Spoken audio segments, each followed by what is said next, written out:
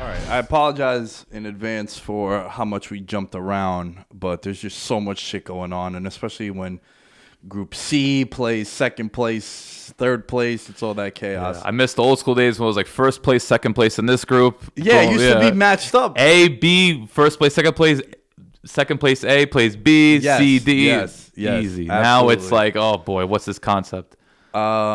Okay, last thing on the Euro Cup, and then there's some NBA I want to talk about. Are you prepared, Alan, for Croatia to come in last in the group? I thought we were dodging this discussion.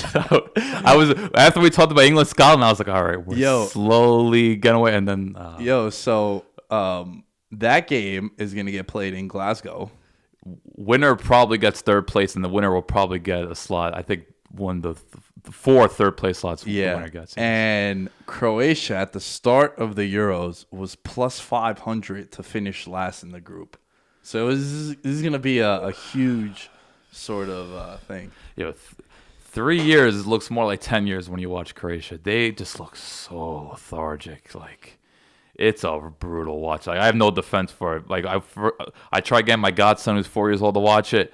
He was just like looking at it like, what's going on? What's going on? And the Czechs were just playing a lot more quick. It's just crazy. And the thing is, I don't even think they're out of that. Like, obviously, Modric is old, Perisic, Lovren, and Vida, they're all in their 30s. But it's just young players haven't really blossomed. Coaches make a lot of questionable decisions. Rebic up top looks like he's completely lost of confidence. And it's just you're waiting and waiting, but everything just seems like a struggle. And you just see a lot like you saw Denmark that first half against Belgium. Just I'll make a comparison like that. That first half, they were just fighting for every ball, creating chances. There's just not a lot of intensity with Croatia. And you watch Scotland now, even though they haven't scored yet, playing a lot more intensity. I'm very fearful Tuesday. And Scotland, just with that home crowd as well, it's gonna get dicey, and oh man, Modric has to go out like this. Oh man, it's gonna be hard. You're gonna see because we're gonna be recording a few days after. It's gonna be hard. But I want to stay a little optimistic though. Maybe they could pull one in the bag. Like, hey, Perisic is still firing. Man, that goal, Golazo, vintage bro. Perisic. Yeah, always scores in major tournaments, my man. But besides that, very, very little positives, and I'm not all that optimistic. But hey, they're still in it. It's funny. Like, I was talking all about, I hate the third place format. Now this is what I'm living for. Third place, fingers crossed. You always start to love it when your team is in position to get something like that. I want to pivot over to the NBA. Tremendous Game 7 in the Eastern Conference Finals, semifinals. Excuse me. Bucks Nets. Bucks do it. Giannis with I think his best game of his career. He really needed it after how that Game 5 went. What a disaster for the Bucks in that game. For him to deliver like that. And how about Middleton? Middleton's another one. Kind of been, not written off necessarily, but someone that just I don't think gets the respect that he deserves. Like, people don't think he's a number 2. I think he's a number 2 and pretty damn good one. Yeah, he seems to be like their guy that can create a bucket for himself down the stretch of games. You saw that Game 1 against Miami. Yeah. He seems to be their closer because Giannis can't really create his own shot. I was talking about that with Impey. The one concern I have if I'm a Bucks fan, man, if the Nets could have gotten anything from Harden or from like Joe Harris, who went 3 of 9 from 3, I think they lose that game, and here's why. Holiday 5 of 23. Middleton 9 of 26. Giannis went 15 of 24. It's a lot of missed shots, bro. Right. And I put out a tweet during one of those Stephen A. Smith rants where he was like, Giannis is not a superstar. Giannis this, that. It's like, well, yeah, they're going to be losing games when the other two go 17 of 43 from the field. Yeah. It's like, because both of them are kind of streaky when it comes to shooting. Yeah, great playmakers, but streaky. And even in this series, like the games that the Bucks lost, it's been those kind of performances, which is interesting that they had these kind of performances and they won. Brook Lopez revenge game. Yeah, he had 19 and 8. Yeah. And I wonder if people remember that Brook Lopez was on the Nets at one point. Like, I think people forget about he was actually there for a long time. Dude, he was when the Nets had Vince Carter. That, but I'm talking about recent when the Celtics had their pick and like Boston Twitter and Celtics Twitter would always talk about like, yo, fucking Brook Lopez is winning these like random ass Nets games. He'd end up having like 30. Right. Like they were trying to lose games, and the Celtics fans wanted the Nets to lose games because they had their draft pick. But yeah, man, he had himself a nice day. The Nets, I mean Durant again, 17 of 36 from the field, but I want him shooting that much. 48 points, an inch further back, game winner over there. But Harden, I get he was hurt. It looked like he was hurt. Didn't have it in him, but another letdown in a crucial elimination game. It's the story of his career. Yeah, I hate that it's part of his legacy because I think he's one of the most gifted scorers in the league. But when you look back on it, Game 7 like that, I was a little shocked they didn't play Jeff Green more, considering the game he had previous. I don't know what Steve Nash. That was weird. He had no field goal attempts either. Didn't he play only like 15 minutes? Yeah, 13 minutes. 13 minutes. And then Landry Shamet 7, and that's it. So they went with 7. Both these teams kind of light on the bench. Yeah, even so they played Thanasis for a minute, and then they played Brandon Forbes for 5, and then Cunnington for 23. Right. But besides that, yeah, they went. It was basically a 7-on-7 with the not even 6-on-6 kind of. But yeah, like it was weird not to see Jeff Green where he went 7 of 8 from 3. Role players elevate themselves at home. The crowd was behind it too, but. It just showed that for as great as Durant is, when the other team's big three shows up and plays well, it's hard, man, to do it on your own. And again, he got nothing from Harden. 5 of 17 from the field, 2 of 12 from 3. And it just sucks that this is the story of James Harden's career. When it matters most, playoffs, elimination game 6s, game 7s, he has those 3 of 18, 5 of 17 from the field. You thought when he left Houston wouldn't be the case anymore. And it shouldn't have been the case because if they had Kyrie, first of all, if they have Kyrie, the series is over, right?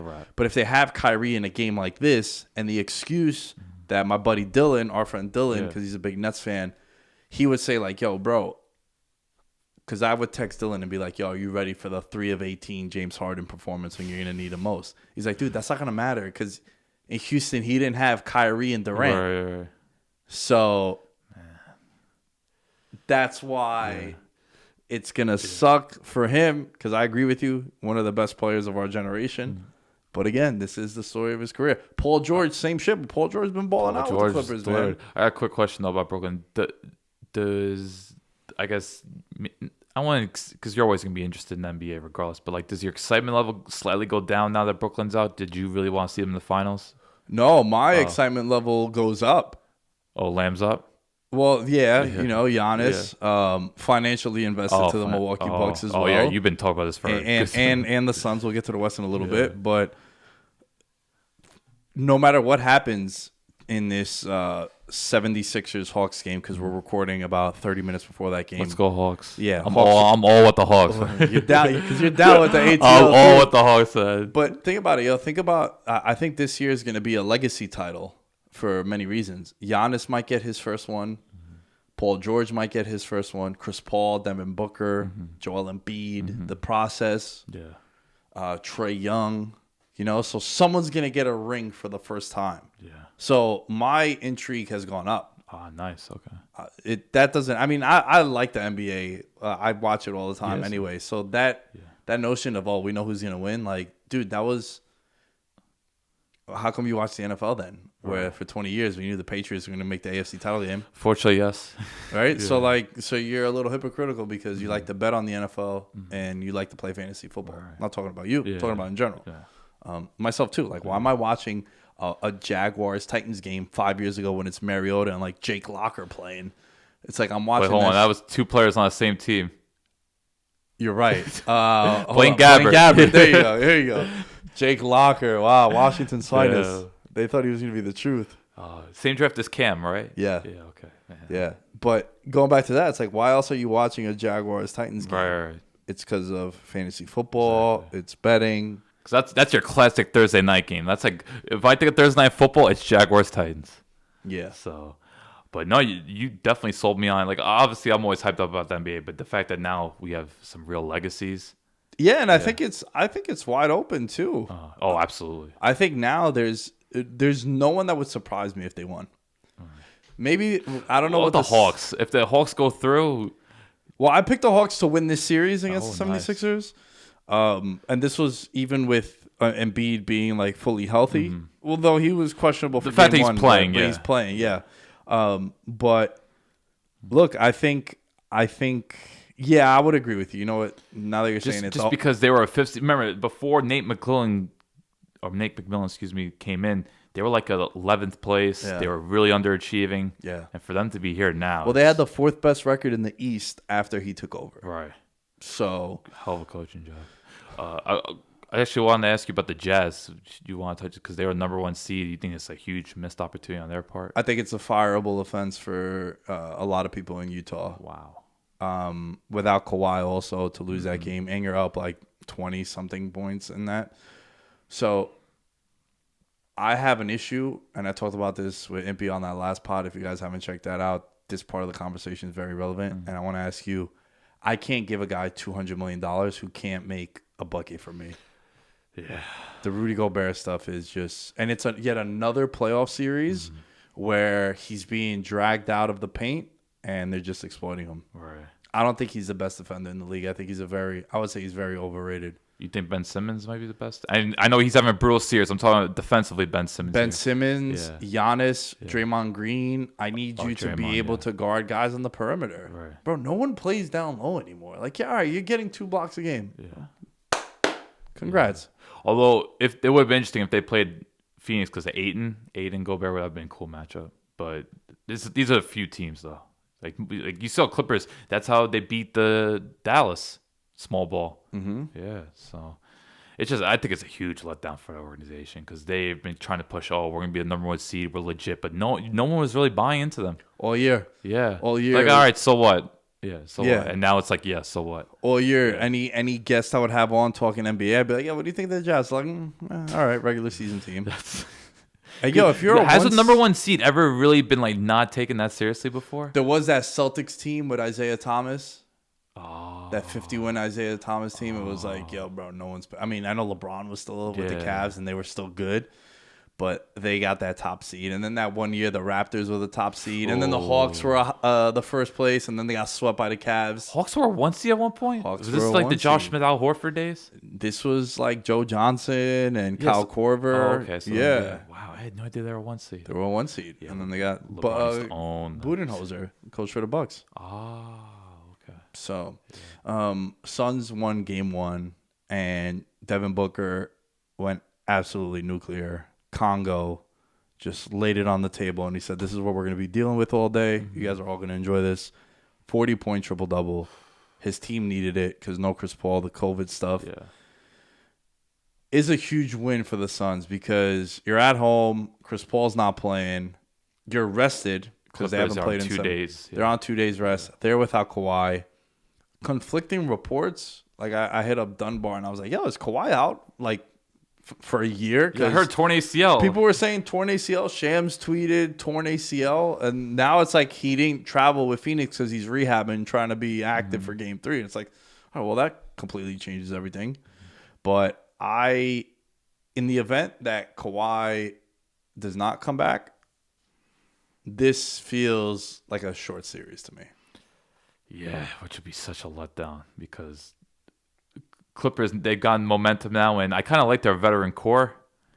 Like the fact that Reggie Jackson is not disappointing more. You see Batum out of nowhere coming through, Marcus Morris. Like they actually have a fun veteran core, but it's just Phoenix is just so loaded. Like I love that starting lineup so much. Like 1 to 5 with obviously Chris Paul. It's just you have playmakers everywhere, and you have tough defensive-minded players too. Like Bridges and Crowder, they're gonna make you work. Yeah, and a lot of guys that have found their role, like Payne. Payne was just known for the handshakes with the Thunder. Hey, Dario Saric, 15 minutes a game. Dario!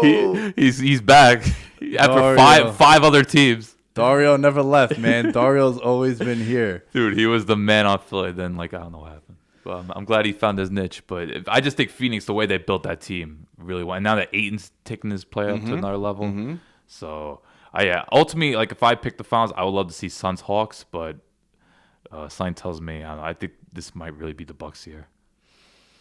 Yeah, it seemed like they slayed Goliath, and I'm gonna stay pat with the Bucks pick because I thought whoever won this Nets Bucks was gonna win the whole thing. So I'm staying pat with that. If you want me to have a crazy out of body experience, Suns Bucks in the finals would be fantastic because I have tickets on both. All right. So You gotta be feeling pretty confident right now. I mean. Yeah.